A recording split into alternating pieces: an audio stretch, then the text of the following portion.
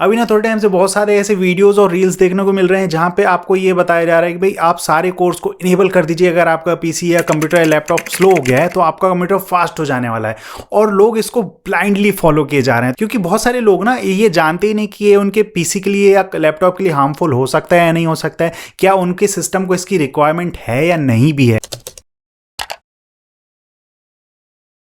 तो भाई first thing first, आपको ये सारी चीज़ें समझने से पहले मूर्स लॉ समझना पड़ेगा। 1965 में जो इंटेल के को फाउंडर रहे हैं गॉर्डन मूर्स, उन्होंने एक प्रूवन थ्योरी दी थी। उनके अनुसार किसी भी डेंस इंटीग्रेटेड सर्किट में लगने वाले ट्रांजिस्टर की जो क्वांटिटी होती है वो हर 2 साल में डबल हो जानी चाहिए। इनका सिंपल मतलब ये था कि भाई जो भी कंप्यूटर की प्रोसेसिंग पावर होती है उसको हर 2 साल में डबल हो जाना चाहिए। आपका कंप्यूटर कैसे काम करता है? देखिए, हम जो भी कमांड या हम जो इंस्ट्रक्शन देते हैं उसका काम होता है पीसी को फॉलो करना होता है। और वो कैसे परफॉर्म करता है? उसके लिए वो जनरली रैम रोम और जो भी कैशे मेमोरी होती है, हार्ड डिस्क होती है और जो प्रोसेसर होता है उसको यूज़ करता है। अब जो प्रोसेसर होता है वो कितना ज़्यादा स्मूथली काम कर सकता है ये क्या बताता है? वो बताता है उसके कितने गीगाहर्ट्ज़ का, मतलब उसकी प्रोसेसिंग पावर कितनी है। क्या वो 1 गीगाहर्ट्ज़ का है, 2 गीगाहर्ट्ज़ का है, 3 गीगाहर्ट्ज़ का है, 4 गीगाहर्ट्ज़ का है। अब ये इसके बाद भी अब वो कितने हाथ पैर हैं उसके, मतलब वो कितने कोर का है, क्या वो ऑक्टा कोर है, ड्यूल कोर है, हेक्सा कोर है, क्वाड कोर है। तो मतलब जितने ज़्यादा हाथ होंगे उसके वो उतना ज़्यादा स्मूथली टास्क को रन कर पाएगा। देखिए, जो सिंगल कोर प्रोसेसर होता है ना, जब आपको उसको इंस्ट्रक्शन देते हैं तो वो सेम टाइम पे रैम और कैशे मेमोरी को भी एक्सेस करता है और फिर आपके दिए इंस्ट्रक्शन को भी फॉलो करता है। और वो सिंगल कोर का होता है इसलिए वो थोड़ा सा स्लो हो जाता है। वहीं पे जो मल्टी कोर प्रोसेसर होता है वो क्या करता है कि सारे कोर्स में अलग अलग सब कामों को बांट देता है, जिससे उसका लोड डिवाइड हो जाता है और वो ज़्यादा स्मूथली काम कर पाता है और ये ओवरऑल स्पीड और रेटिंग को थोड़ा बढ़ा देता है। तो क्या हम ये मान लें कि भाई ज़्यादा कोर मतलब ज़्यादा बेहतर परफॉर्मेंस? वेल एक्चुअली हर बार ऐसा नहीं होता। ये डिपेंड करता है कि आप किस टाइप का प्रोग्राम है, किस टाइप का टास्क रन कर रहे हैं और उसको कितने कोर की ज़रूरत है। मान लीजिए मैं कोई ऐसा सॉफ्टवेयर यूज ऐसा प्रोग्राम यूज़ कर रहा हूँ जिसका प्राइमरी थ्रेड सिंगल कोर तक लिमिटेड कर दिया गया है। ऐसे में आप सारे कोर इनेबल भी कर देंगे ना तो उसको उससे कोई फ़ायदा नहीं है, वो यूज़ ही नहीं करेगा। मगर मान लीजिए अगर मैं कोई हैवी सॉफ्टवेयर यूज़ कर रहा हूँ जो मेरे सारे कोर्स को एक्सेस कर पा रहा है तो डेफिनेटली यहाँ पे प्रॉफिटेबल होगा। तो ये डिपेंड करता है। अब आप इस चीज को ऐसे समझिए कि मान लीजिए आपके पास 2 प्रोसेसर हैं, एक है 3.5 गीगाहर्ट्ज का 6 कोर प्रोसेसर और एक है 4 कोर का 4 गीगाहर्ट्ज का प्रोसेसर। अब आपको क्या लगता है कौन ज्यादा फास्ट होगा?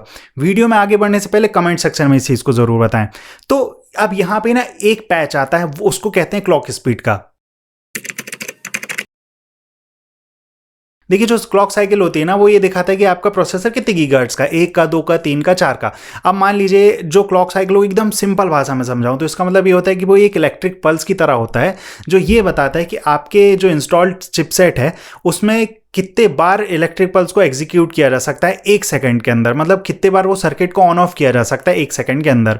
1 गीगाहर्ट्ज मतलब 1 बिलियन क्लॉक साइकिल होता है। तो इससे ना हमें पिछले वाले क्वेश्चन का आंसर क्लियर हो जाता है कि जो 4 गीगाहर्ट्ज का 4 कोर प्रोसेसर है वो 13% ज्यादा फास्ट काम करेगा 3.5 गीगाहर्ट्ज के प्रोसेसर का, क्योंकि वहां पे 4 बिलियन क्लॉक साइकिल्स पर सेकंड वो एग्जीक्यूट करेगा। बट यहाँ पे ना कंडीशन एकदम बदल जाएगी अगर मैं कोई ऐसा सॉफ्टवेयर यूज करूं जो ज्यादा कोर को यूज करता है। तो ऐसी कंडीशन में जो 3.5 गीगाहर्ट्ज का 6 कोर प्रोसेसर होगा ना वो 60% ज्यादा स्पीड से काम करेगा। तो मान लीजिए आप कोई ऐसे प्रोग्राम यूज करते हैं, ऑटोकैड, फोटोशॉप, इस टाइप के video editing, AI, virtual reality, इस टाइप का कुछ भी सॉफ्टवेयर हाई एंड टाइप के यूज कर रहे हैं ना, तो यहाँ पे कोर्स की वैल्यू बहुत ज्यादा बढ़ जाएगी। तो यहाँ पे ज्यादा कोर्स मतलब ज्यादा अच्छा परफॉर्मेंस होने वाला है।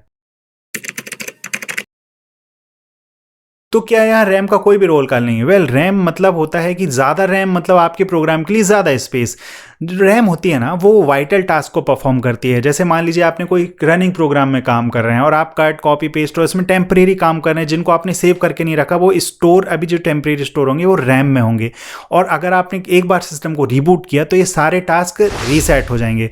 ऐसी कंडीशन में ज़्यादा रैम होने से मुझे कोई फ़र्क नहीं पड़ेगा। अगर मैं फोटोशॉप या कोई वीडियो एडिटिंग ऐसे टाइप के काम कर रहा हूँ ना तो मुझे ज़्यादा कोर्स की ज़रूरत पड़ेगी।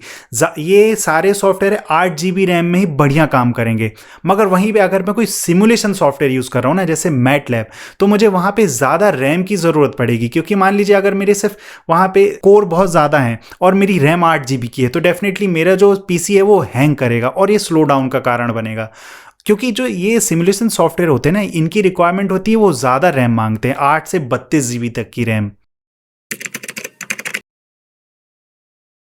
देखिए सारे कोर्स को इनेबल करना हार्मफुल नहीं होता है, मगर मान लीजिए अगर आपने सारे कोर्स को इनेबल कर लिया और आपका पीसी उसकी रिक्वायरमेंट ही नहीं है, तो वो क्या करेगा, उसका वो एक्सेसिव पावर को ड्रेन करेगा। एक्सेसिव पावर को ड्रेन करेगा तो मतलब आप अगर आप लैपटॉप में काम कर रहे हैं तो वो बैटरी को भी ज़्यादा, बैटरी लाइफ कम होगी और बैटरी को भी ज़्यादा खाएगा और पावर कंजप्शन ज़्यादा होगा उसका। तो भाई बिल्कुल नहीं, आपको सारे कोर्स को इनेबल तो बिल्कुल नहीं करना चाहिए, क्योंकि आपका सीपीयू बहुत ज़्यादा स्मार्ट होता है, उसको पता है कि किस प्रोग्राम को कितने कोर की ज़रूरत है, तो वो उसको इनेबल कर देता है जब उसको ज़रूरत होती है, और जब नहीं होती तो उसको डिसेबल कर देता है। अब मान लीजिए मेरा कोई पुराना कंप्यूटर है, पुराना लैपटॉप है, अगर वो 4 GB रैम वाला है, ड्यूल कोर प्रोसेसर है उसमें, तो मैं सारे कोर इनेबल करके रख दूंगा, तो आपको लगता है कि मैं बहुत हैवी टास्क उसमें परफॉर्म कर पाऊंगा? तो यार पुराने पीसी को फास्ट करने का तरीका यही है कि आप क्या करिए, उसमें एसएसडी को इंस्टॉल कर लीजिए और उसको बूटेबल बना लीजिए, और रैम जितनी ज़्यादा सपोर्टेड हो उतनी पॉसिबल को इंस्टॉल करवा लीजिए। अब जो टेम्परेरी मेमोरी होती है ना, उनको क्लियर करते रहिए। और क्या करिए ना कि जो भी प्रोग्राम्स होते हैं आप उनको सी ड्राइव में मत सेव करिए, सी ड्राइव को खाली रखिए। अगर आपका बूटेबल डिवाइस सी है तो आप उसको खाली रखिए, उसमें भर के मत रखिए। जो भी आपके अदर प्रोग्राम्स होते हैं जो अननेसेसरी, आप उनको अदर ड्राइव में इंस्टॉल करके रखिए। और एक और चीज़ आपको बताना चाहूँगा, क्या होता है ना, वक्त के साथ सारी चीज़ें पुरानी होती जाती हैं, मगर हम उनमें अपडेट करना जारी रखते हैं। ऐसे में क्या होता है, वो स्लो हो जाती हैं। तो आपको ये बिल्कुल नहीं करना। आपको क्या करना है, एक टाइम के बाद ये सारी चीज़ों की अपडेट बंद कर देना। जो भी सॉफ्टवेयर की अपडेट आपको मिलती है, विंडोज सपोर्ट की अपडेट मिलती है, उनको नहीं करना है। ये सारी चीज़ें वक्त के साथ स्लो बनाती हैं आपके पीसी को। क्या होता है ना कि हम विंडोज 7 आया और उसमें विंडोज 11 चलाने की कोशिश कर रहे हैं, तो ये हैंग तो करेगा ही करेगा। भाई अगर आपको विंडोज 7 आया तो आप ज़्यादा से ज़्यादा 8 पे जाइए, और अगर 8 आया तो ज़्यादा से ज़्यादा 10 के थोड़ा जो पहले वाला वर्जन है आप उस तक सपोर्ट रहिए, उसके बाद के अपडेट को मत करिए। तो भाई डेफिनेटली आपके सारे डाउट्स क्लियर हो गए होंगे और आपको अब समझ में आ गया हो कि आपको पीसी को कैसे फास्ट बनाना, और आपकी रिक्वायरमेंट के हिसाब से आप कौन सा पीसी बेस्ट रहेगा खरीदने के लिए। और अगर इसके बाद भी आपके कोई डाउट रहते ना, तो आप कमेंट सेक्शन में पूछ सकते हैं। और आपने तो वीडियो को लाइक कर ही दिया होगा, तो thanks for liking and thanks for watching.